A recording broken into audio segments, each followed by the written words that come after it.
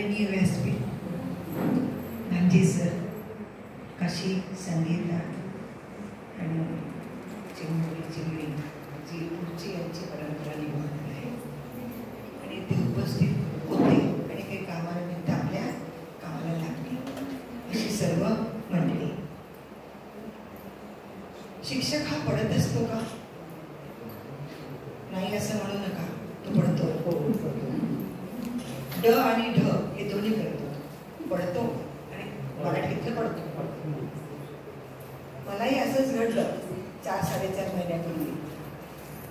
मी पण आपल्या स्वतःच्याच घरात थोडासा पाय घसरून पडले. आता पडल्यानंतर पुन्हा उठायचं का नाही हे ठरवायचं कुणी? 4 महिने त्याचा जो काही सोर्स होता तो घेतला आणि पडलेला शिक्षक चालायला लागून 8 दिवस झाले. मग शिक्षक पडतो पडत नाही असं तुम्ही म्हणणं चुकीचं आहे. शिक्षक पडतो, तो उठतो, तो चालतो. आणि म्हणून सगळ्या शिक्षकांना एक शेर पेश करते. इस तरह तय की है हमने सारी मंजिले, गिर पडे, उठकर गिरे, गिरकर चले. मी तिथे बसले होते, इथे आले. हा जो प्रवास आहे तो फक्त शिक्षकच करू शकतो. नवीन नाव, सगळ्यांनी त्यांना नवीन नावं दिली. अभय सरांनी दिलं, भांगे सरांनी पण काही नवीन कल्पना दिली, अचिव्हर्स सांगितली. मी जरा थोडंसं पुढे जाऊन सांगते की काशी अचिव्हर्स, इन्स्पायर्स याच्यामध्ये एक शब्द जर तुम्हाला आवडला तर त्याची अंमलबजावणी करा, अन्यथा करू नका. ते असं आहे की जेव्हा थोडा मोठ्याने सांगितले की teachers are the loggers of the world, जगाचे ते वास्तुशास्त्रज्ञ आहेत, इंजिनियर्स आहेत. आणि म्हणून अचिव्हर्स नंतर इन्स्पायर आणि याच्यामध्ये परत टीचर्स आर द लॉगियर्स. लॉगियर्स अवॉर्ड नावाचं एक नवीन जर अवॉर्ड त्याला थोडंसं चेंज करून तुम्हाला वाटलं तर तुम्ही द्या, अन्यथा देऊ नका. त्याच नावाच्या मध्ये काशी मी तुम्हाला एक नवीन कल्पना दिली, ती म्हणजे अचिव्हर हा शब्द आला. अभय सरांनी सांगितला. ते बरगडीवाले सर तर मला फार आवडले. बरगड्या मॉडर्न हा जो शब्द होता करून दिला, एकदम खूप आवडला. आणि बीएडला मी असल्यामुळे प्रत्यक्ष दाखवा. बरं झालं तिथंच थांबले ते आणि तास संपला वाटतं बेल पडला. तर टीचर्स आर द लॉगियर्स अवॉर्ड नावाचं एक अवॉर्ड आहे. म्हणजे तुम्ही दिलेले, हे कुठेही गेलेलं नाही आहे अवॉर्ड. लॉगियर्सचा अर्थ सगळं जग बांधणारे, निर्माण करणारे, वास्तू आयुष्याची निर्माण करणारे वास्तुतज्ञ. म्हणून teachers are the loggers of the world, not only the state, the nation, but the world. तर अशामध्ये एक तो विचार करा, वाटलं तर करा, नाही तर 3 किस्से सांगते. भाषण नकोच, तेच तुम्ही वर्गात बोललात. इथं तर जे होते ते मी भांगे सरांना ऐकलं. या नावामधलं मला नेहमीच असं वाटायचं कौतुक, सर मला माफ करायचं. ते असं की चाचा भांजा त्याच्यामध्ये बऱ्याच दिवसापासून भांजे या नावाच्या मागे मी आहे. आणि खरं तर खरे चाचा भांजा जसे असतात तसे बिलकुल नाही आहेत सर. त्यामुळे सर आपल्याला बंधन करावंच वाटलं, पण आपल्या नावात काय असं म्हणतो ना, खरंच या नावामध्ये काहीतरी आहे सर. त्यामुळे काका मला वाचवा हा इतिहासातला आणि इथे सर्वसामान्य माणसाच्या हृदयात जाणारे भांजे सर, हे केवढं मोठा इतिहास आहे हा. तर हे फक्त शिक्षक करू शकतो. शिक्षकाचे जे काही जीन्स त्याच्यामध्ये येतात ते त्याच्यामध्ये असतात. म्हणून मी आपल्याला साधारण 3 घटना सांगते, भरभर सांगते. कारण काशीने हळूच उगीच त्या पेट्यामधून तिरप्या नजरेने माझ्याकडे बघणं, परत ते वेळ बघणं, त्यापेक्षा जो समय को पहचानता है वो भी शिक्षक है. शिक्षकांनी फक्त मी गाळलेले शब्द आपल्या समोर सांगते. आपण आपल्या नेत्रांचा उपयोग करून आणि बुद्धीचा उपयोग करून आणि 3H चा उपयोग करून, हेड, हँड अँड हार्ट याचा उपयोग करून त्या गोष्टीला आपण मान्य करा. एक शिक्षक आहे, तो वनात रानात राहतो, चाणक्य गुरुकुलासारखा. तिथं मुलांच्या राहायची व्यवस्था आहे, लहान मुलांच्या मुलींची. मग ते विभाग असतील, मुलगी मुलगा वगैरे. शिक्षक वर्गात जातो आणि रोजच्या प्रमाणे लगबगीने टक टक टक टक आवाज करत तो वर्गात एंट्रन्स करतो. एंट्रन्स केल्याबरोबर एक विद्यार्थिनी त्या शिक्षकाला दिसते आणि त्याला वाटतं बरं झालं माझ्या हातात सापडली आता ही विद्यार्थी. गेले 15 दिवस तू शाळेत आलेली नाहीयेस, अभ्यास कोणी करायचा तुझा, गृहपाठ कोणी लिहायचा, वर्गपाठाचं काय, प्रॅक्टिकलचं काय, युनिट टेस्ट बुडवली, तुला शिक्षा झालीच पाहिजे. आणि मग त्या विद्यार्थिनीला, तिचं नाव आपण सांगतो सिमीन, तिला ते शिक्षक बेंचवर उभं करतात. शाळा सुटल्यावर सगळीकडनं गोल गोल चक्कर मारायची आणि आय एम अ फूल नावाची पाटी तुझ्या गळ्यात राहील आणि तू झाडाखाली थांबायचं. ऑल विल ऑब्झर्व यू की which type of fool is standing before the students. आणि तिला तसं केलं जातं. भर ऊन, वैशाखाचं ऊन, एप्रिल मेचा काळ तो. आणि मग तिथून सगळेजण म्हणतात की सिमीनला उभं केलं तिथं. सिमीननी ती ऑर्डर पाळलेली आहे, शिक्षकांनी दिलेली जी आज्ञा आहे ती पाळली. आणि त्यावेळेला तिच्या मनात एक काही वादळ निर्माण झाले सिमीनच्या, की जगामध्ये लोक म्हणतात की आई नसली तर बाई आपल्या असतात. आणि मला एक परमेश्वराने माझ्यावर आघात घडवला की I have lost my mother. Is it my fault? माझा गुन्हा नाही येतो, माझ्या आई गेल्या म्हणून मी शाळेला आलेली नाहीये, मला येता आलेली नाहीये. पर्यायाने माझा गृहपाठ वर्गपाठ सगळं सगळं मागं पडलं. पण परमेश्वरा, is this the way to behave? हा त्या चिमुकलीच्या डोक्यात विचार आला की अरे बापरे, आपण जे समजतो ते वेगळंच आहे, असं तिच्या छोट्या डोक्यामध्ये येऊन गेलं. थोड्या वेळाने पास्टर म्हणजे फादर ते चक्कर मारायला गेले त्या मधल्या सुट्टीत. Simin, why you are standing here? तर ती म्हणते की father, my teacher has punish me. मला शिक्षा केली. Why? Because I was not present in the school since 15 days. ठीक आहे, शिक्षा तू पूर्ण घे. फादर ऑफिसमध्ये जातात आणि त्या शिक्षकाला बोलवतात की बाबा नववी, त्यांना ते माहीत होतं ही 5वी मध्ये आहे, ए मध्ये आहे, बी मध्ये आहे. आपल्याला हे माहित नाही, आपल्याला रोल नंबरच माहिती आहे 224, 324. ते तुमचा नंबर किती होता? Roll number 77. 77. काय त्याला 150 मुलं होती, ते 150 मधली एक आपण. तर 77 म्हणजे मी तिला तृप्ती म्हणणारच नाही. बाई मी कोण? तू 77, तू 25, तू 24, नशीब 420 पर्यंत मुलं आली. मी 420. म्हणजे हे नंबर्स जे आहेत, हे नंबर्सवरून आपण विद्यार्थ्यांना ओळखतो. काशीला नंबर होता, पण काशीला काशीच्या नावानेच ओळखतात. He has no roll number, his role is different. त्यामुळे हा भाग सगळा होता. आणि मग त्या टीचरनी, फादरनी टीचरला बोलावलं की मॅडम तुम्ही या जरा ऑफिसमध्ये. बाई आल्या. Have you read the notice which is written on the notice board? Please listen carefully. तर मॅडम म्हणते की no father. Why? Because I was late by 10 minutes. त्यामुळे मी नोटीस बोर्ड वाचायच्या वेळेस शिक्षकांचा मी वर्गातच घुसले. तुम्ही त्या नोटीसला नाही वाचली ना? नाही वाचली. Please read the notice. बाई बाहेर आल्या, शिक्षकांची नोटीस वाचली, तिथे लिहिलं होतं NB म्हणजे नोटीस बोर्डवरची सूचना, please be kind enough with Simi standard 5th ABCD because she has lost her mother before 15 days. She has not attended the school. She was unable to complete the homework.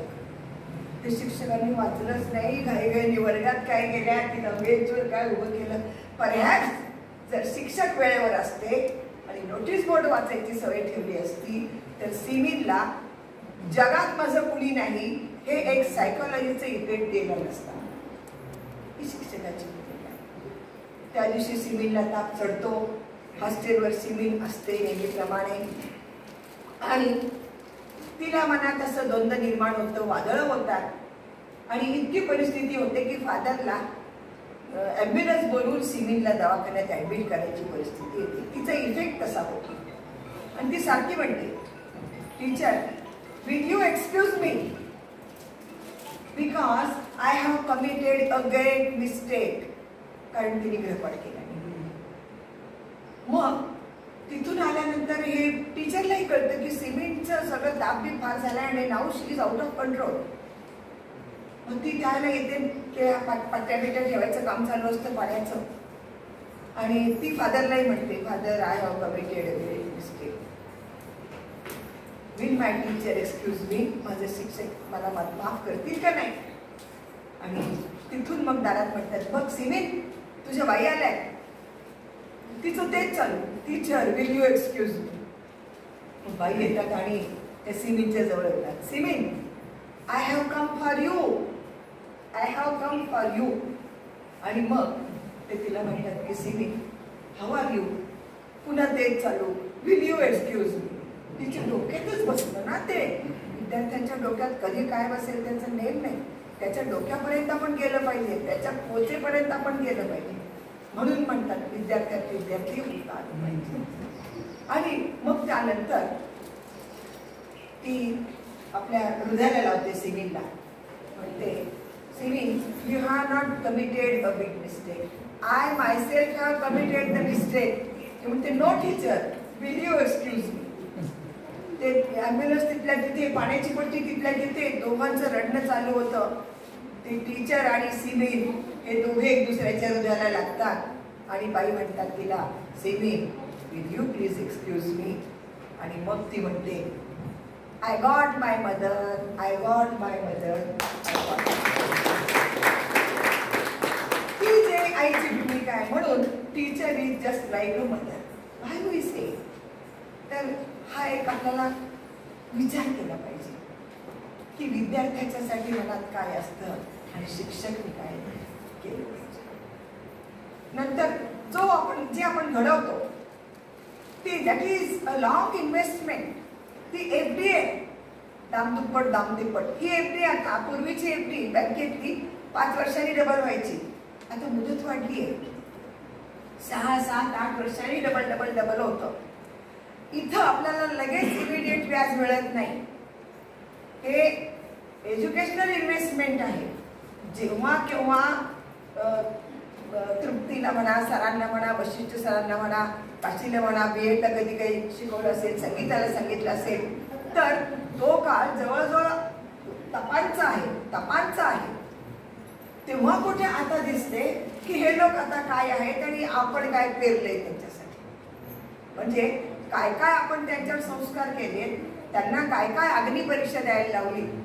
आता सगळेजण विसरून जावा. तुमच्या lesson note फेकल्यात, तुम्हाला कसं शिकवायचं त्याच्यासाठी रसोदीर्घ काढले, लाल पेन घेऊन आम्ही बसलो, कागद फाडून काय घेतली, तुम्हाला उभं काय केलं वर्गात येताना विचारलं नाही म्हणून परत काय पाठवले. मी का नाही करू तसं. माझ्या शकुंतला पोद्दार नावाच्या बाई होत्या. मी नगरपालिकेतल्या शाळेतली, माझं माध्यम मराठी. मग शाळा नंबर 9, शाळा नंबर 2, शाळा नंबर 7 उर्दू आणि मराठी. आणि त्यानंतर सेवा सदन संगमेश्वर, दयानंद, शिवाजी विद्यापीठ, बॉम्बे युनिव्हर्सिटी. हे माझं कार्यक्षेत्र त्याच्यातलं. पण ज्यावेळेला मला 7वी मध्ये मी 3 वाजता जेवायला जायची चौपाड्यात, आणि काळ्यामाशी जवळ आईचं घर. तिथून आम्ही जायचो. एक दिवशी उशीर झाला. शकुंतला पोद्दार, वत्सलाबाई भोसले, त्यानंतर भाई भोसलेंच्या पत्नी, त्यानंतर सुगला स्वामी मॅडम, हे नंतर दिवेकर मॅडम, चित्रवाल्या बाई आमच्या, हे सगळे असायचे आणि खूप प्रेम करायचे. पण शकुंतला पोद्दार बाई अगदी फुले आणि सावित्रीबाईंच्या काळातल्या असल्यासारखी अगदी काष्टा घालून केसाचा एक केस उडायचा नाही बाईंचा. म्हणजे अशा पद्धतीने ती सगळे बांधणी वगैरे बाईंची असायची. आणि मी गेले उशिरा. फक्त बेल पडली त्या पितळेवर आणि बाई वर्गात गेल्या 7वी अ. कसली रूम, एक चौकोनी लाकडाची कुंदराने खाल्लेली पेटी, ते म्हणजे हाजरीच्या पुस्तकाची पेटी त्या काळात. आता आपण लगेच कॉर्नर मागतो आपल्या मुख्यांना. आणि बाई गेल्या आणि मी पण गेले. मी विचारलंच नाही. मला बाई गेल्या आणि ते बसायला असे लाकडाचे पाठ असायचे, ज्याच्या खाली आम्ही बोरं खाऊन आठवड्या खाली टाकायच्या खाली, असं होतं ते. राधाबाई नावाच्या बोर विकणाऱ्या बाई होत्या. आणि मी गेल्यावर बाईने सांगितलं, पठाण इकडे ये. जे माझ्या मुस्काळात भडकावली बाईंनी की मला कळलंच नाही. म्हणजे उशीर का केलास? मी म्हणले बाई झाला उशीर. ते म्हणले वर्गात नाही बसायचं. मग मी पण विचार केला, मला बाहेर घातलं काय वर्गात? उभं राहा म्हणले दाराच्या बाहेर. मी बाहेर उभं राहायच्या ऐवजी जिना उतरायला लागले 9 नंबर शाळेचा. म्हणलं आता मी मग पठाण सरांनाच घेऊन येते, बाईंचं बघतेच. म्हणजे मला वाटायचं की माझे बाबा कलेक्टर होते. म्हणलं आपण रावसाहेब म्हणायचं आपल्याला. रावसाहेबांना सांगू, पठाण सरांना सांगू आणि यांची बदलीच करू बाईंची. म्हणजे शिक्षकांनी जराशी शिक्षा केली तर हा एक अहंभाव जो पालकांच्या मध्ये घुसला होता. तसं काही झालं नाही. पठाण सरांनी सांगितलं की जे दिले ते बरोबर आहे. नंतर मग मी महापालिकेची निवडणूक लढवली. पहिलं बोर्ड होतं माझं, ज्याला भालचंद्र अलकुंटे जपानला गेले त्याला मला महापालिकेचं बोर्ड चालवायला सुरुवात झाली. ओळी मी 4 ते 5 महिने मी 5 बोर्ड चालवले त्यावेळेला. ती मेयरशिप केली, डेप्टी मेयरशिप केली. पण माझं बोर्ड चांगलं झाल्याबरोबर शकुंतला पोद्दारबाईंनी, मी सिद्धेश्वरमधून निवडून आले होते, सिद्धेश्वर पेठमधून. पाटणकर तिथं होते सर त्यावेळेला. आणि मी पण माझं मानधन त्यावेळेला 65 रुपये पगार रावजी सखारामचा होता मला आणि 50 रुपये महानगरपालिकेचं मानधन होतं.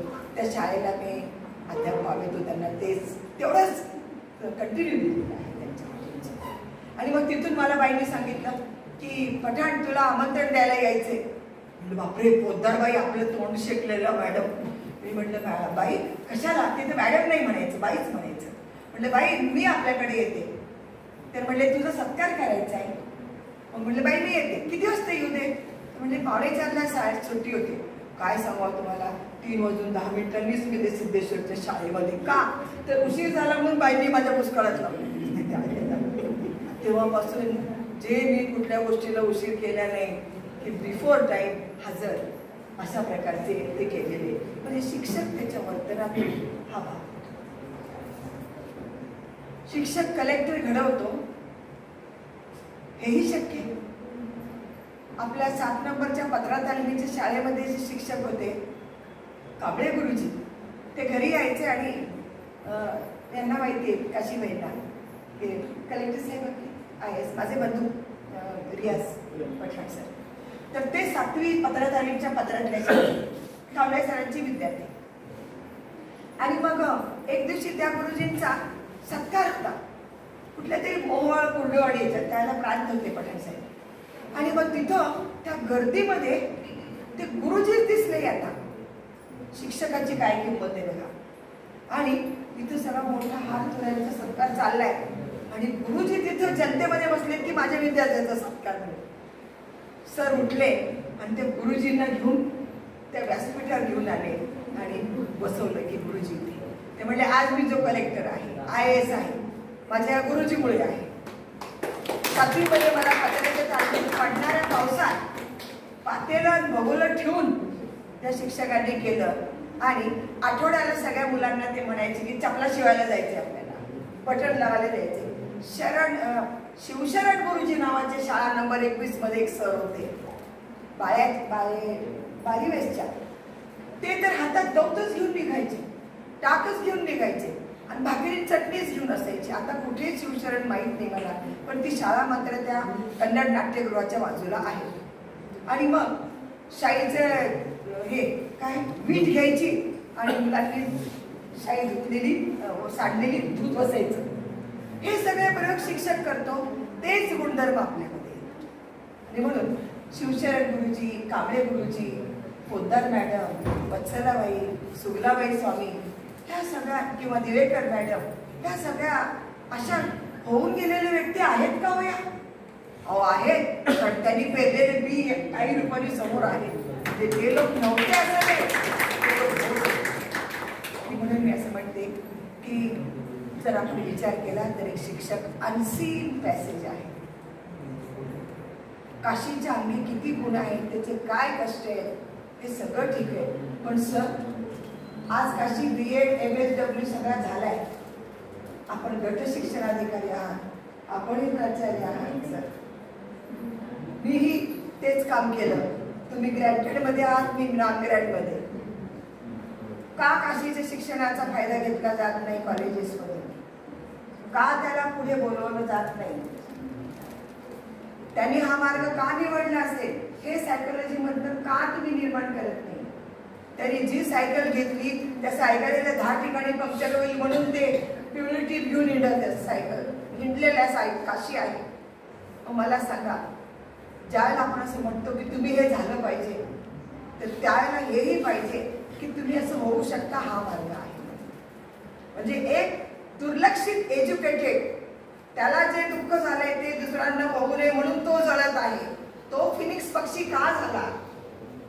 त्यांनी फिनिक्स पक्षाचे पंख का जाळून घेतले? हा एक this is a subject of research. आपण म्हणाल की बाई तुम्हाला फारच दिसायला लागले सगळं, तुम्ही चव्हाण सरांना सांगितलं, भांजे सरांना सांगितलं. सर ही वस्तुस्थिती आहे त्याच्यातली. आणि म्हणून ज्याला आपल्याला असं दिसतं की आपला एखादा विद्यार्थी असा जरासा मनाने सैभय होतोय आणि जगण्याची उमेद पुन्हा निर्माण करतोय, तर अशा वेळेला शिक्षकच त्याच्या पाठीमागे देऊ शकतं. ते नुसतं बळ नाहीये, ते 12 हातीचं बळ आहे. काल मी तृप्तीला सांगितलं, तृप्ती आहे तेवढ्यावर शांत नाही राहायचं, तुम्हाला डिलीट झालं पाहिजे. त्याच्यासाठी तुम्हाला शिकवलेलं नाहीये. तुम्ही रोज विद्यार्थी असले पाहिजे. आम्ही रोज विद्यार्थी आहोत. आज सकाळी मोहोळचे एक म्हणजे जिल्हा परिषदेचे सदस्य आणि सभापती पण होते, ते बनसोडे मोहोळमध्ये राहतात. सध्या नरसिंग मध्ये ते राहत आहेत. सकाळी 7 वाजताच उठून आले आणि बेल वाजवली आणि रिक्षामध्ये आले आज सकाळी. माझी कल्पना पण नाही. तर ते तोंडाचं मास्क काढलं. बाई ओळखलं का? म्हटलं तुम्ही बनसोडे मोहोळवाले? तर म्हणले हो, मी आज मुद्दा मॅडम मला माझ्या शिक्षकांना भेटणे गरजेचे. मग एक पेढ्याचा पुडा, एक गुच्छ, एक नारळ, एक शाल आणि फुलांचा बंच आणला आणि नमस्कार वगैरे केला. चहा दिला मी त्यांना दिला. आता कुठे जाता म्हणलं सर तुम्ही? मी आता चाललो म्हणले सांगोल्याला, कारण माझा एक गुरु तिथे आहे. म्हणजे त्या गुरुच्या शोधात हा विद्यार्थी निघतोय. आणि आता विद्यार्थ्यांना सांगितले तू घरीच बस.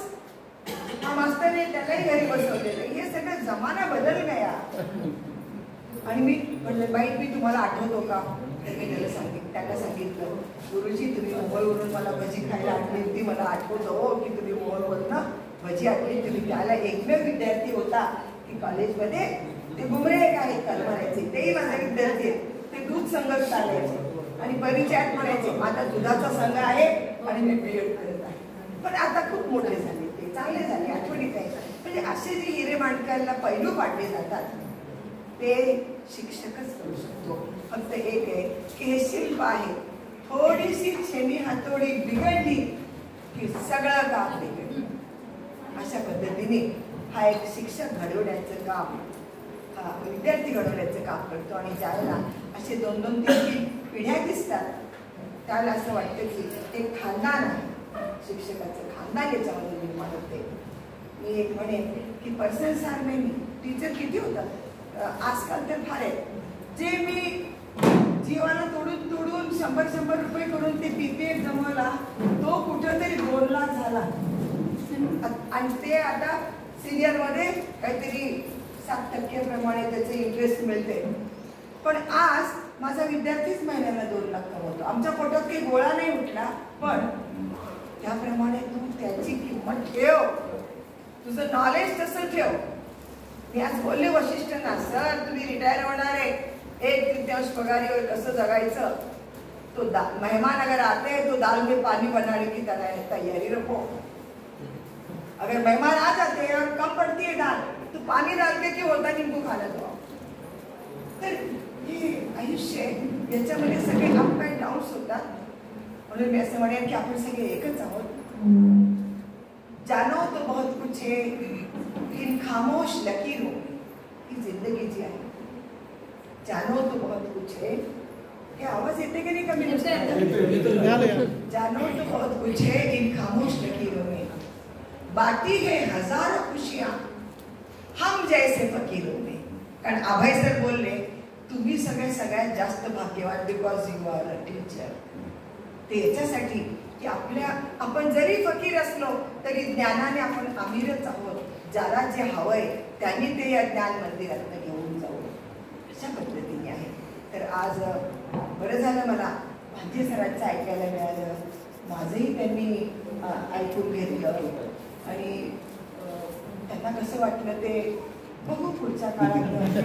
भेट झाली आणि फारच चांगलं बोलले माझ्याबद्दल. तर मी म्हणणारच आहे सर तुमचं अक्कलकोटला यायचं बघा, तिथं माझी विद्यार्थिनी आरती काळे, ती माझी विद्यार्थिनी आहे.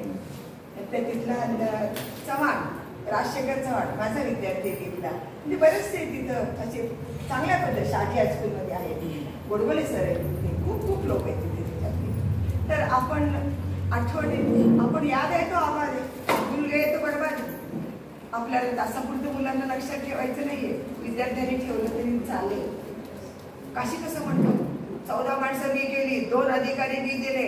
ते एकदा तर ते आपल्या बाई आणल्या होत्या कलेक्टर, काय नाव आहे त्यांचं, मंगळवेळेचे, त्यांचे फोन येतात, काशीमुळे येतात. मी काही त्यांच्या नादाला लागणारी बाई आहे का त्या मॅडमच्या? बिलकुल नाही.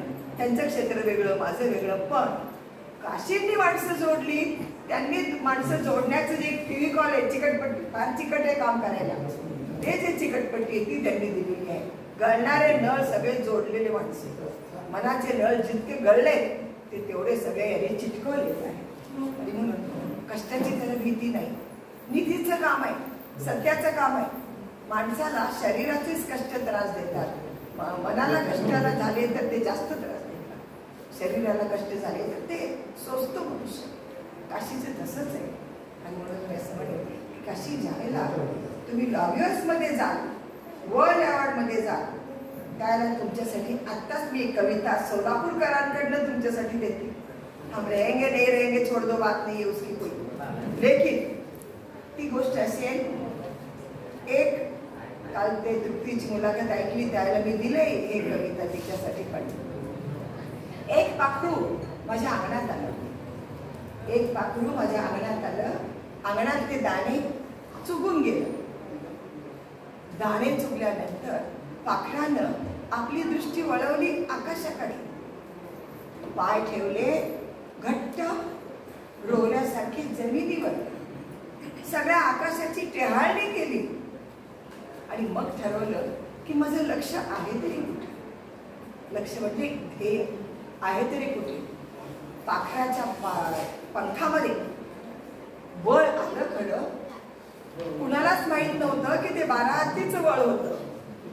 पाखराने घेतली झेप आकाशात आणि लागला सोयी पद्धतीने उडायला त्या आकाशात. जमिनीच्या जीवाची झाली तळमळ, जमीन थोडी सैरभैरच झाली की माझं पाखरू माझ्यापासून उडून वरती गेलं. आकाशात पाहिले तर स्वैर संचार करताना त्याचे डोळे हे पाणावले होते, पण त्याला माहित होतं की अजून बरंच आकाश आहे आणि त्याचा स्पर्श करायचा आहे. पण जमीन मात्र त्या पाखराची वाट बघत बसली की आकाशात उडालेलं पाखरू जमिनीवर पुन्हा कधी येईल, पुन्हा कधी येईल.